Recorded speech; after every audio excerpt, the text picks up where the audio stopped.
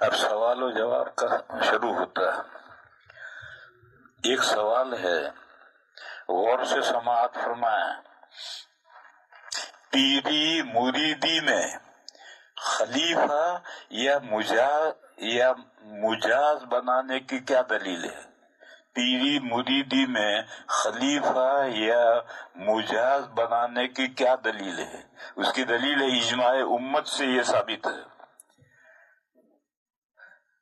ایک حدیث ہے اور کہتے ہیں کہ حدیث تو یہ نہیں ہے، حضرت ابن مسعود رضی اللہ تعالیٰ عنہ کا ارشاد ہے، ما رآہ المسلمون حسنا فہو عند اللہ حسن۔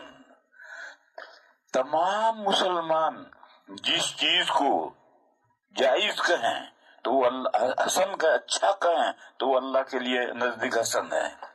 یہ حضرت عبداللہ ابن مسعود رضی اللہ تعالیٰ عنہ کا ارشاد ہے۔ حدیث مرفوع کے طور پر بھی ہے کہ حضور کا ارشاد ہے، لیکن محدثین کہتے ہیں کہ نہیں، یہ حدیث مرفوع نہیں ہے، یہ حضرت ابن مسعود کا ارشاد ہے۔ چلو، حضرت ابن مسعود کا ارشاد ہے، ما رآہ المسلمون حسنا فہو عند اللہ حسن۔ وہ چیز جس کو تمام مسلمان اچھا کہیں وہ اللہ کے نزدیک اچھی ہے۔ میں مثال دوں، دیکھو نماز اللہ کی عبادت ہے اور عبادت کا مغز ہے دعا۔ نماز اللہ کی عبادت ہے اور عبادت کا مغز ہے دعا۔ ترمذی شریف کی حدیث ہے، الدعاء مخ العبادہ۔ بس نماز میں اگر دعا ہے تو مغز ہے، اور اگر نماز میں دعا نہیں ہے تو بے گری کی مونگ پھلی ہے، دیکھنے میں مونگ پھلی ہے، دبائے تو اندر پچ دے کر کچھ بھی نہیں ہے۔ تو اگر نماز میں دعا نہیں ہے تو بے گری کی مونگ پھلی ہے۔ نماز عبادت ہے، اس میں دعا چاہیے، اور دعا کا محل ہے قاعدہ اخیرہ۔ جب آپ قاعدہ اخیرہ کریں تو تحیات پڑھیں، درود شریف پڑھیں، پھر دعا کریں۔ یہ ہم نے ایک دعا اللہم انی ظلمت نفسی یاد کر لی ہے، یہی دعا نہیں۔ آپ دنیا آخرت کی کوئی دعا مانگنی ہو مانگیں، مگر عربی میں ہونی چاہیے۔ عربی کے علاوہ دوسری زبان اگر نماز میں استعمال کرو گے تو نماز فاسد ہو جائے گی۔ اب دعا کرو، اور یہی قاعدہ اخیرہ ہی نہیں، اس کے علاوہ بھی نفلوں میں سجدے میں دعا کرو، نفلوں میں تہجد میں سجدے میں دعا کرو، لمبی دعا کرو۔ وتروں کے اندر تیسری رکعت میں قرات کرنے کے بعد، سورت پڑھنے کے بعد تکبیر تحریمہ کہہ کر کے اس کو تیسری رکعت کو الگ کر دو، اور گویا چوتھی رکعت شروع ہوئی۔ اب اس چوتھی رکعت میں قنوت پڑھو، قنوت کے معنی دعا کہیں، پڑھو جتنی پڑھنے ہو پڑھو۔ ایک مرتبہ میں لندن سے چلا،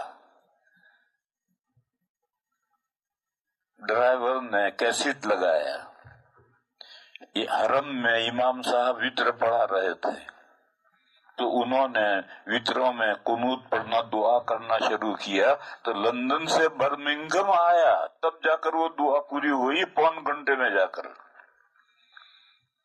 اب ہم تو اللہم انا نستعینک کا یاد کر رکھی ہے، اس کو بھی سمجھتے کچھ نہیں، لیکن جو اہل لسان ہے، جو زبان جانتے ہیں، وہ تو ساری، آج بھی امام حرم جب دعا کرنے شروع کرتا ہے وتروں کے اندر تو کتنی بھی، تو بہرحال دعا کا محل نماز کا اندر ہے، چاہے نفلوں کے سجدے میں کرو، فرضوں میں سجدے میں نہیں کرنا، کیونکہ فرضوں کے سجدے میں دعا کرنے لگو گے تو نماز لمبی ہو جائے گی اور مقتدیوں کے لیے بھاری ہو جائے گی، اور جو امام بن کر نماز پڑھائے اس کے لیے حکم ہے کہ ہلکی نماز پڑھائے، لہذا 3 مرتبہ تسبیح کہے یا 5 مرتبہ تسبیح کہے، اس سے زیادہ دعا کر کے نماز کو لمبی نہ کرے۔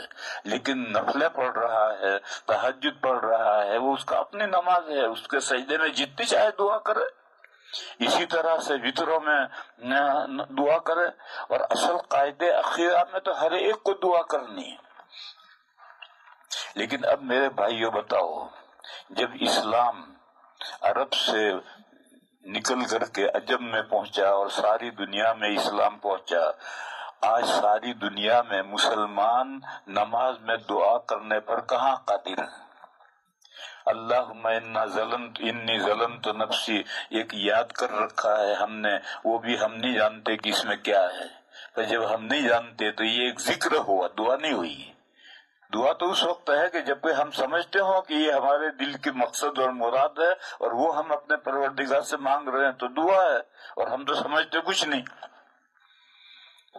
ثنا پڑھتے ہیں، اللہ کی تعریف کرتے ہیں، سمجھتے کچھ نہیں. قنوت پڑھتے ہیں، اس میں دعا کرتے ہیں، ہر قنوت پڑھتے ہیں ایک جملہ پڑھتے ہیں وَنَتْرُكُ مَن يَفْجُرُكَ، ہم چھوڑتے ہیں اس کو جو آپ کا گنہگار ہے، آپ کا گناہ کرتا ہے.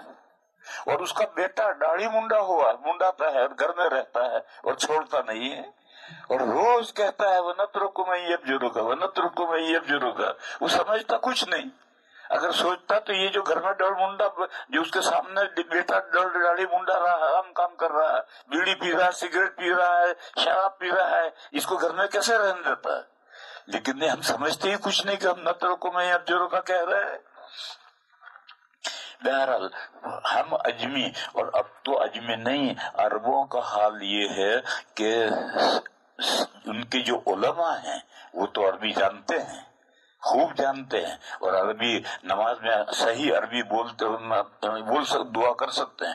لیکن جو عام عرب ہیں وہ تو دارجہ بولتے ہیں، وہ تو صحیح عربی نہیں بولتے، اور وہ ان کی دارجہ تو ہماری عربی اردو اور انگریزی جیسی ہو گئی ہے. ایک مرتبہ بہت پرانا قصہ ہے، ایک معاملے میں ہمیں پولیس کے یہاں جانا پڑا. تو ہم نے ایک چور پکڑا تھا، اس کو لے کر پولیس کے جانا پڑا. تو ہم نے اس کو پولیس کے افسر سے کہا تو وہ نہیں سمجھ پایا، ہماری عربی سمجھا ہی نہیں، اور وہ جو کہہ رہا ہے وہ ہم نہیں سمجھ رہے. پھر اس نے کہا کہ آپ سعودی عربی بولنے والا لاؤ. تو پھر ہم ایک بندہ تھا جو یہاں کا وہاں رہتا تھا، اسے لے گئے کہ بھئی چل تیری عربی کی اب ضرورت ہے. تو اب تو ان کے عام اتنے پولیس بڑا افسر ہے، وہ ہماری عربی کتاب یہ نہیں سمجھ سکا. علماء سمجھتے ہیں باتیں، عام عرب بھی نہیں سمجھتے، اور عجم تو سمجھتے ہیں ہی نہیں. بس اب میرے بھائیوں ایک ٹھنڈے دل سے غور کر کے بتلاؤ کہ اگر نماز کے بعد متصلاً کوئی فصل نہیں ہونا چاہیے، امام صاحب کوئی اعلان نہ کریں، کوئی دوسرا کھڑا ہو کر کے چندے کا اعلان نہ کرے، سلام پھیرنے کے بعد جس فوراً ہر بندہ اپنی زبان میں اپنے دل کی مراد اللہ سے مانگے، تو یہ دعا گویا نماز میں ہے. اگرچہ ہے تو باہر، لیکن اس کو گویا نماز میں کہیں گے. اور اسی لیے کتابوں میں لکھا ہے کہ نماز کے بعد آج کل گڑبڑ ہے، کبھی تو امام صاحب سلام کے بعد میں کچھ دعا اعلان کرتے ہیں پھر دعا مانگتے ہیں. اب یہ دعا نماز کے اندر نہیں رہی. کبھی ایک آدمی کھڑا ہو کر کے چندے کا اعلان کرتا ہے پھر دعا ہوتی ہے، اب یہ دعا نماز میں نہیں رہی. نماز کے بعد سلام کے بعد فوراً متصلاً کوئی فصل نہیں ہونا چاہیے، اور پھر اس کے بعد دعا کرو. اور دعا ہر بندہ اپنے دل کی مراد اپنی بھاشا میں اپنی لینگویج میں اللہ سے مانگے. امام صاحب زور سے چہل ربنا پڑھے، یہ دعا نہیں، یہ تو ذکر ہے. وہ امام صاحب بھی نہیں سمجھتے کہ میں کیا ربنا پڑھ رہا ہوں. یہ بھی ایک رسم ہے دعا کی، وہ رسم نہیں. سلام کے بعد میں متصلاً ہر بندہ اپنے دل کی مراد اپنی زبان کے اندر مانگے، تو یہ دعا جو بات کی بعد میں نماز کے باہر ہے، یہ گویا اندر ہے. اور کتابوں میں لکھا ہے کہ نماز کے بعد یہ دعا حسن، اچھا ہے، سنت نہیں، حسن اچھا ہے. تو جواز اس کے اندر خود آ گیا، جائز بھی ہے اور اچھا بھی ہے. اس کی کیا دلیل ہے؟ اس کی دلیل یہ ہے کہ ما رآہ المسلمون حسنا فہو عند اللہ حسن. ساری دنیا کے مسلمان اس کو اچھا سمجھتے ہیں، بس یہ اللہ کے نزدیک اچھا ہے. اسی کا اجماع، اس کا نام اجماع امت ہے، اجماع امت سے یہ ثابت ہے. بہرحال میں نے یہ ایک مثال پیش کی، ایسی بہت مثالیں ہیں کہ جو ما رآہ المسلمون حسنا فهو عند اللہ حسن کے تحت میں آتی ہیں، اور اس کا ذکر قرآن کریم میں ہے۔ سورہ نساء میں یہ آیت گزری، وَمَن يُشَاقِقِ الرَّسُولَ